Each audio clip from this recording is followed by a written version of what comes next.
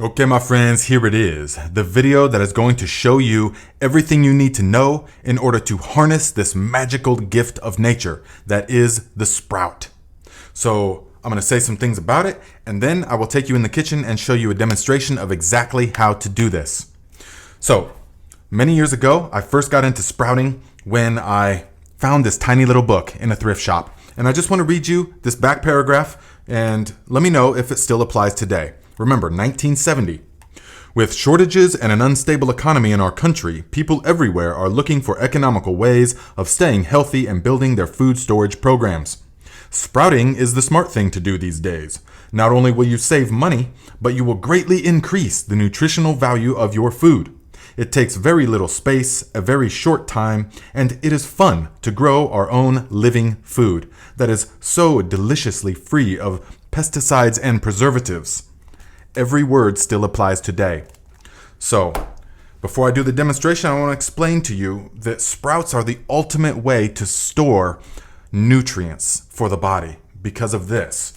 When they're dried, and especially if you get them in something like this that's vacuum sealed, they last for years, many years, 5, 10 years, 15 years even, if they're properly stored. And then you can take them and put them into the small usable containers like this, that you will use this up within a few months or so. And you will just take out, as you'll see in the demonstration, and sprout them. And when you sprout them, then we are taking the stored energy that is in the seed and the stored nutrients, and when we hydrate them through the process that you will see, we are awakening the enzymatic activity. And the enzymes are going to convert the vitamins and minerals that are in there into more minerals and digestive enzymes that we are then going to consume, and it is going to greatly help our digestive system. Okay? The alfalfa sprout, and along with many of the other sprouts, are full of fructooligosaccharides, which is a prebiotic, meaning it is food for the probiotics, meaning that the 100 trillion microorganisms that exist in our gut, we are feeding them some of the finest food that they can get when we are eating the sprout. Because it's fresh, living food with the enzymes such as amylase, which helps us to break down starches and sugars, protease, which helps the body to assimilate and absorb proteins, and lipase, which helps the body to break down and assimilate fats. All of this stuff is in the sprout. It is a magnificent gift of nature and one of the finest things you can do for your health. So, I like to sprout everything that can be sprouted. So mung beans, broccoli, alfalfa, clover, the same cover crop clovers even, but also the beans. So you sprout your beans for 2 or 3 days before you eat them, and you are greatly increasing the nutritional value and the enzymes that is in them and the life force. And you are, they're sort of pre-digested. When we sprout them for a few days, they're pre-digested, and so they're very easy on the system. You will see, if you're a person that normally has like the gaseous effect of beans, when you sprout them for 2 days, it goes away completely. You can assimilate the nutrients so much easier. Even the garbanzo beans, I make a sprouted garbanzo hummus, which is so delicious. So let us go into the kitchen and I will show you guys how to do this, and then we'll come back and I will say some specific things you need to know. Okay, for this method we are going to utilize a wide mouth 1-quart mason jar. You then take your seed of choice. Clover seed, alfalfa, broccoli, cabbage, fenugreek, radish, sesame, they're all going to operate the same way. So we take 1 tablespoon of the seed of choice. If we're using something like kidney beans, we'll want to use 1 cup in each jar. But for the seeds, just 1 tablespoon, and then we have to super saturate them for 12 hours. So fill it half the way with water and then place a breathable lid over top. You can either utilize cheesecloth with a rubber band over it or a piece of t-shirt, or you can get one of the sturdy plastic or metal lids specifically designed for this, which there's links in the description if you want to get those kind. But then we place it in an area where it will be undisturbed and saturate for 12 hours. 12 hours later, we will come back and we will see that the seeds have absorbed some of the water. And now we are going to rinse the seeds out. And this part is very important. We want to thoroughly rinse the seeds when we do this, because that is going to help to keep them clean and free of bacteria. So cool, clean water, give them a swish around a couple of times and tip it upside down. We want to make sure all the water is out so that there's no stagnant water in the jar. And then we place back into the undisturbed area for 12 hours.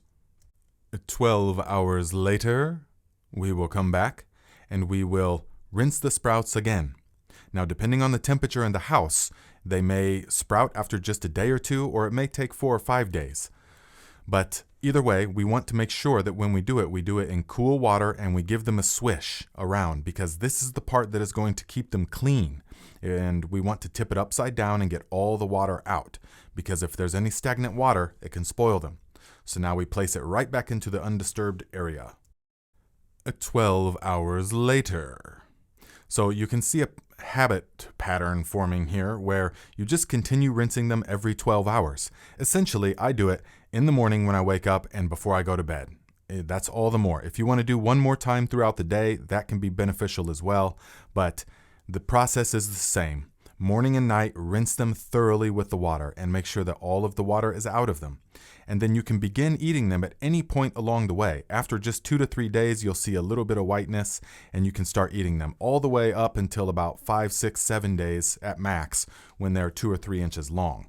So experiment around and see how you like it. But here you can see I have 3 and I'll have 4 and 5 sometimes going. The one that is soaking, the one that is just beginning to sprout, and then the ones that are well sprouted, ready to eat. That's the system.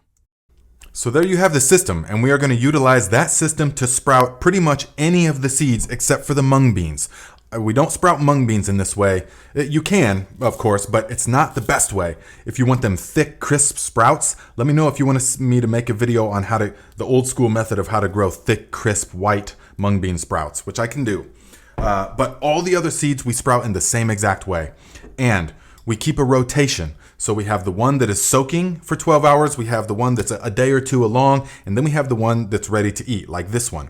And so what we have to do though is we have to keep our nose. The nose is what tells you. So you always, they should smell fresh and clean. There should not be the slightest foul odor. As soon as there is the slightest foul odor, throw them out. You didn't do something right, or it was too hot, or you let them go too long, or something like that. But they should just smell like fresh, green, living root. It's so delicious. It's appetizing. It's wonderful. And so we are going to eat these with any meal that we want. And you can just eat them like this. You could put a dash of Bragg's or some soy sauce on it, or you can incorporate them. Just experiment with your own way and try them in so many different things. And you will see the ease of digestion and the assimilation. The life force energy is what it's all about. And there is no food higher than life force, in my opinion, and experience than the sprout. Okay? So guys, there's links in the description if you want to get some of the lids that I have, or if you want to get some of the seeds, there's links in the description. So let me know if you guys have any questions. If I need to clarify anything, I can do that. See you next time.